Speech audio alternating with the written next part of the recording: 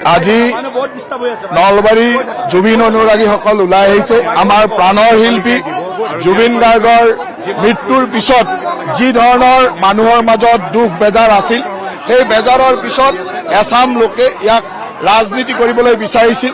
সেই চাম লোকৰ প্ৰত্যুত্তৰ দিবৰ কাৰণে আজি প্ৰকৃত জুবিন অনুৰাগীসকল নলবাৰীৰ মাজমজিয়ালৈ ওলাই আহিছে।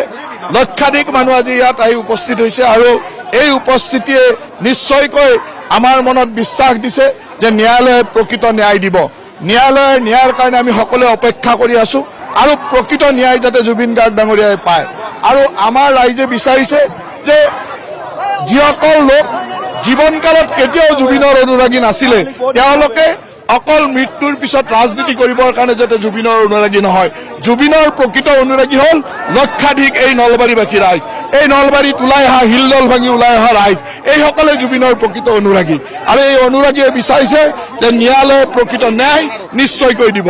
জুবিন দাৰ মৃত্যু আজি 34 দিন ৰানিং চলি আছে। আজি ওলাইছে গৰুচুৰ মন্ত্ৰী ৰাস্তাত জুবিন দাৰ অনুৰাগী হিচাপে। তেতিয়া আপোনালোকে চিন্তা কৰক, তথাপি কৈ আছে যে আমি হলো অৰিজিনেল অনুৰাগী, তেওঁলোকে নহয়। এতিয়া কথাটো চিন্তা কৰকচোন ৰাইজ, আমাৰ অসমীয়া ৰাইজক কেনেকুৱা বুৰ্বক ভাবি আছে গৰুচুৰ মন্ত্ৰীয়ে।